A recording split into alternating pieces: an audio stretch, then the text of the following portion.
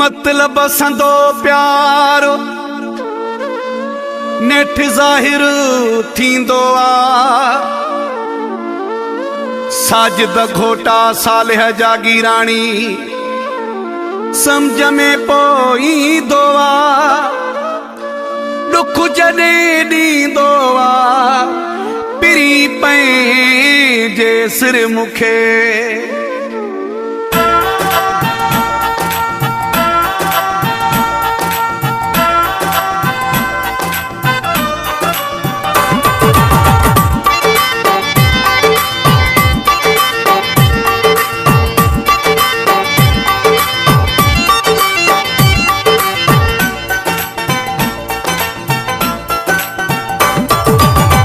मतलब वारी यारी किथे हलंदी आ।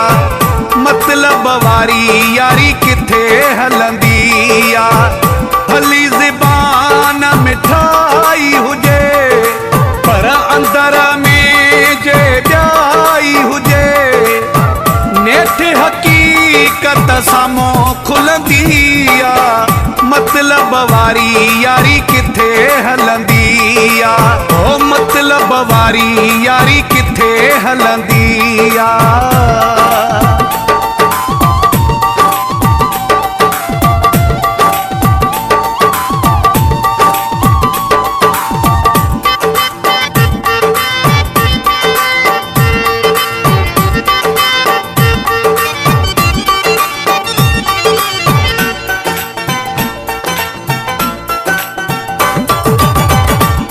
खे काई पाड़ न आहे लिखंदो कहीं जो साड़ो न आहे।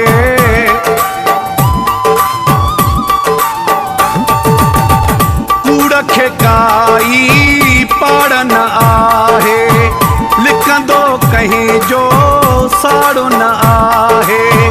ज़ाहिर में त सच्चाई हुजे पर अंदर में जे ॿियाई हुजे। नेठ हकीकत साम्हूं खुलंदी आ। मतलब वारी यारी किथे हलंदी आ। ओ मतलब वारी यारी किथे हलंदी आ।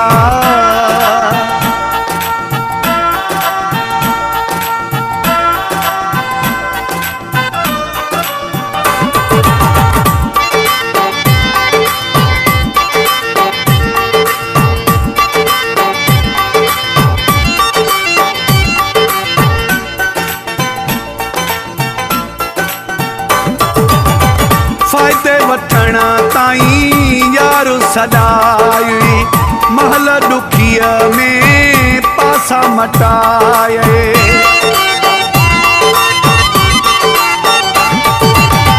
फ़ाइदे वठण ताईं यार सदाई महल ॾुखीअ में पासा मटाए।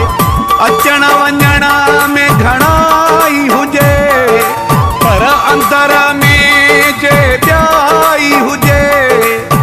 नेठ हकीकत साम्हूं खुलंदी आ।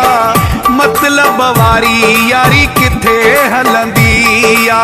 ओ मतलब वारी यारी किथे हलंदी आ।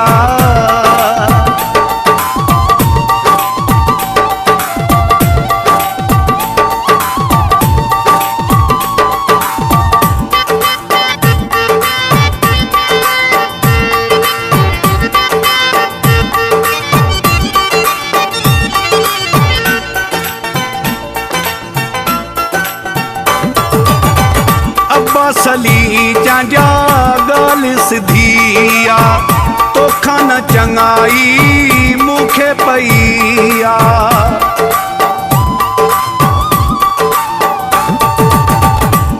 असली जांजा ॻाल्हि सिधी आ। तोखां न चङाई मूंखे पई आ। जग सॼे सां सच्चाई हुजे पर अंदर में जे ॿियाई हुजे। नेठ हकीकत साम्हूं खुलंदी आ। मतलब वारी यारी किथे हलंदी आ। मतलब वारी यारी किथे हलंदी आ। भली ज़बान मिठाई हुजे पर अंदर में जे ॿियाई हुजे, नेठ हकीकत साम्हूं खुलंदी आ। मतलब वारी यारी किथे हलंदी आ, ओ मतलब वारी यारी किथे हलंदी आ।